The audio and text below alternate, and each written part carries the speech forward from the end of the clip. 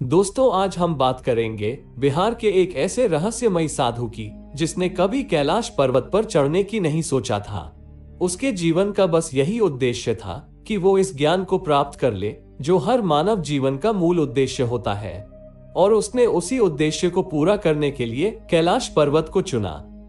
वो जैसे ही कैलाश पर्वत के शीर्ष तक पहुंचा, उसने जो नजारा देखा उसे देखकर उसकी आंखें स्तब्ध हो गई। उसने वहां जो भी दिखा उसे नीचे आकर सबको बताया कि इस पर्वत पर कोई ना ही जाए तो अच्छा है, क्योंकि ऊपर जो है वो ये नहीं चाहता कि कोई भी इंसान इस पर्वत पर चढ़ेंगे। आखिर कौन है वो साधु जो कैलाश पर्वत पर चढ़ा भी और नीचे उतर गया? उसने कैलाश पर ऐसा क्या देखा जिसे देखते ही उसने नीचे आकर सबको कहा कि ऊपर कोई न जाए? कैलाश पर्वत से नीचे आकर उस साधु का आखिर क्या हुआ? दोस्तों, ये वीडियो कैलाश पर्वत के बारे में आपकी सारी दुविधा को पूरी तरीके से खत्म कर देगा और आप ये ही समझ जाएंगे कि आखिर कैलाश पर्वत के ऊपर सच में कौन रहता है। दोस्तों, इन सारी बातों को जानने के लिए इस वीडियो को बड़े ध्यान से और अंत तक जरूर दिखेगा। नमस्कार दोस्तों, आपका स्वागत है हमारे YouTube चैनल अद्भुत भारत दर्शन में।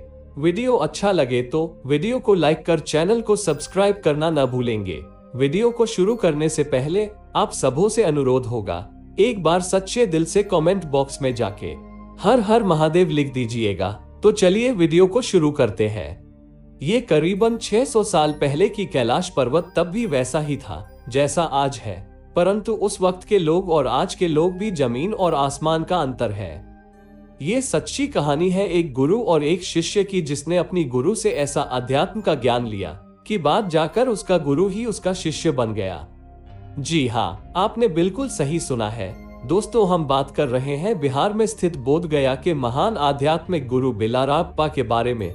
बिलाराप्पा की जीवन में कुछ ऐसी घटना घटी जिसने उसे उसका पूरा परिवार छीन लिया। वो इस घटना का जिम्मेदार खुद को मानती थे, इसीलिए उसने आध्यात्म की शरण ली। जब बिलाराप्पा को आध्यात्म के मार्ग पर चलने के लिए गुरु की तलाश कर रहे थे, तब उन्हें किसी ने भारत से योग की सीख कराई। गुरु बाबा के बारे बताए, वो मशहूर गुरु नारुवा की शिष्य भी थे। बिलाराप्पा मारवा की शरण में पहुंचे और उन्होंने देखा कि मारवा खेत जोत रहे थे।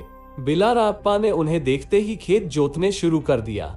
मारवा कुछ देर बाद वहां से चले गए और बिलाराप्पा अपना काम खत्म करके उनके पास पहुंचे। मारवा ने उसे कई तरह की शारीरिक श्रम करवाए। बिलाराप्पा सब कुछ करते गए और फिर अंत में बोले कि गुरुदेव, मैं आपसे ज्ञान की आशा रखता हूँ। मैं जन्म और मृत्यु के फेरे से मुक्त होना चाहता हूँ। मारवा ने कहा कि मैं तुम्हें ज्ञान दे सकता हूँ, पर अपने रहने खाने का इंतजाम खुद को करना होगा। बिलाराप्पा ने ये बात स्वीकार कर ली और वो जीवन यापन के लिए भिक्षा मांगने निकल गए। उसने एक बार में 1 साल का अन्न जमा कर लिया। वो अन्न का बोरा लेकर मारपा के घर पहुंचा और जोर से बोरा को पटक दिया, लेकिन मारपा अन्न के अपमान से नाराज हो गए और उसे बाहर निकाल दिया। बिलाराप्पा ने इस बात के लिए माफी मांगी, परंतु मारपा ने उसे कहा कि अब वो घर के बाहर का काम करेगा, उसे फिलहाल ज्ञान नहीं मिल सकता। इसके बाद बिलाराप्पा 3 साल तक खेत की जुताई और घर की काम करता रहा। वो कभी कभी सदन में बैठने की कोशिश करता, पर मारपा उसे वहां से भगा दिया करता था। मारपा का बिलाराप्पा के प्रति उनका व्यवहार सख्त होता गया। उन्होंने इसके बाद भी कई सालों तक उसे अपने घर का काम और मेहनत करवाए। इसके बाद बिलाराप्पा इतना दुखी हो गए कि उन्होंने आत्महत्या करने की ठानी। हालांकि जैसे ही वे प्रयास करने वाली थे, परंतु मारपा पहुंच गए और उन्होंने गले लगाते हुए कहा कि अब असल मायने में तुम्हें पछतावा हो रहा है और मैं तुम्हें दिशा देता हूँ। दोस्तों, जरा सोचिए कि बिलाराप्पा के अंदर आध्यात्म की जिज्ञासा कितनी तीव्र थी कि जवानी से बुढ़ापा आ गया, लेकिन उसने हिम्मत नहीं हारी। गुरु से दीक्षा मिलने के बाद भी बिलाराप्पा पास उन्हीं की सानिध्य में रहे। एक दिन मारबा ने कहा कि यदि तुम उस ज्ञान के आधार पर ध्यान नहीं लगा पाते हो जो तुम्हारे पास है, तो इसका अर्थ बस यही है कि तुम नरक में पुनर्जन्म लेने वाले हो। मारवा ने उन्हें कैलाश पर जाकर ध्यान लगाने की सलाह दी। अब यहीं से शुरू होता है सारा खेल, जिसने बिलाराप्पा को जगत विख्यात बना दिया। बिलाराप्पा वहीं से अपनी कैलाश यात्रा शुरू की। उसके साथ कुछ निवासी भी कैलाश यात्रा पर निकले।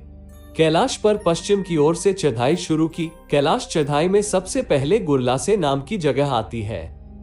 इसके बाद मानसरोवर झील के पास वे अपने अनुयायी से साथ रुके। वहां उनकी मुलाकात नारुवा चूर्म से हुई। नारुवा चूर्म बौद्ध धर्म के प्रचारक थे। उन्होंने बिलाराप्पा से वहां आने का कारण पूछा। बिलाराप्पा ने उत्तर दिया कि मैं कैलाश की चोटी पर जाकर ध्यान लगाना चाहता हूँ। नारुवा ने कहा कि कैलाश पर केवल वही ध्यान लगा सकता है जो बौद्ध धर्म का अध्ययन कर रहा हो। बिलाराप्पा ने कहा कि आचार्य शाक्य ने कहा है कि कैलाश पर सभी बौद्ध अनुयायी योग साधना ध्यान कर सकते हैं और यही कारण है कि मेरी गुरु मारवा ने मुझे यहाँ पर साधना के लिए भेजा है। बौद्ध धर्म और बौद्ध धर्म की कैलाश पर अधिकार को लेकर दोनों के बीच बहस शुरू हो गई। जब कोई हल नहीं निकला तो नारुवा ने कहा कि कल सुबह जो सबसे पहले कैलाश की चोटी पर पहुंचेगा, कैलाश पर उसी का वर्चस्व होगा। बिलाराप्पा ने कहा, कैलाश पर वर्चस्व की बात मैं नहीं मानता, लेकिन मैं ये शर्त स्वीकार करता हूँ। नारुवा ने तत्काल ही कैलाश की चढ़ाई शुरू कर दी, जबकि बिलाराप्पा आराम करने लगे। नारुवा कैलाश की चोटी पर पहुंचने ही वाले थे कि एक अनुयायी ने आकर बिलाराप्पा को नींद से जगाया और कहा कि क्या हमें कैलाश छोड़ देना चाहिए। बिलाराप्पा ने कहा नहीं। इसके बाद बिलाराप्पा बहुत तेजी से कैलाश पर्वत चलने लगे। नारुवा चोटी के कुछ नजदीक पहुंच गए, लेकिन वे कैलाश के दिव्य प्रकाश को अपने अंदर जीत नहीं पाए और आंखों में तेज चमक लगने से वो कुछ पीछे आ गए, जबकि बिलाराप्पा आसानी से कैलाश की चोटी पर पहुंच गए। उन्होंने उस दिव्य रोशनी को नमस्कार किया और उस रोशनी को खुद की शेल में प्रवेश करवाया। इसके बाद नारुवा को अपनी गलती का एहसास हुआ और उन्होंने अपने किए की माफी मांगी। बिलाराप्पा ने बाद में उन्हें माफ कर दिया। इसके बाद उन्होंने उस चोटी से कुछ बर्फ उठाकर नीचे फेंका, जिससे एक छोटी पर्वत का निर्माण हुआ। बिलाराप्पा नीरू पर्वत नारुवा को देते हुए कहा, ये बौद्ध धर्म के लिए है, जहां से तुम हमेशा कैलाश को देख सकते हो। आदिकाल में इस पर्वत को गंजू यानी छोटी कैलाश के नाम से जाना गया। इसी तरह बिलाराप्पा इतिहास की वो इकलौता मनुष्य है जिन्होंने कैलाश पर्वत की चढ़ाई पूरी की और फिर सालों तक वहां साधना किया। बिलाराप्पा कहा कि ऊपर ऐसी शक्ति मौजूद है जिसे तंग नहीं किया जाए तो अच्छा है, क्योंकि वो शक्ति ये नहीं चाहती कि कोई ऊपर जाए। यह उस शक्ति पर निर्भर करता है कि ऊपर कौन रहेगा। दोस्तों, कैलाश पर्वत पर चढ़ाई करने के इतिहास को अगर देखा जाए तो यही लगता है कि सिर्फ बिलाराप्पा वही है जिन्होंने कैलाश पर्वत पर चढ़ाई की, परंतु ऐसी और भी कई योगी और साधु हैं जिनका आध्यात्मिक वर्णन नहीं है, परंतु उन्होंने भी कैलाश की पूजा का साधना ही की और परम ज्ञान को प्राप्त किया। दोस्तों, आपको जानकर आश्चर्य होगा कि मारपा जो बिलाराप्पा के गुरु थे, वो बिलाराप्पा के शिष्य बन गए। तिब्बत की संस्कृति में आने वाले सैकड़ों साल में जो भी आध्यात्मिक विकास हुआ, वो बिलाराप्पा की ज्ञान का ही नतीजा है। दोस्तों, इस पूरी घटनाक्रम से ये पता चलता है कि कैलाश पर्वत की जो शक्ति है वो स्वयं भोलेनाथ है। वे ही आदि हैं और वे ही अनंत हैं। वे ही सबके हैं और सब उनके हैं। इस सत्य चमत्कारी घटना को लेकर दोस्तों आपके क्या विचार हैं? हमें नीचे कमेंट बॉक्स में आप जरूर बताएं। अगर वीडियो पसंद आई है तो लाइक करें और ऐसी सत्य चमत्कारी घटनाएं देखने के लिए हमारे चैनल को सब्सक्राइब करके बेल आइकन को प्रेस कर लें। चलिए मिलते हैं हमारे एक नए वीडियो के साथ। आप सभी दर्शकों को हर हर महादेव।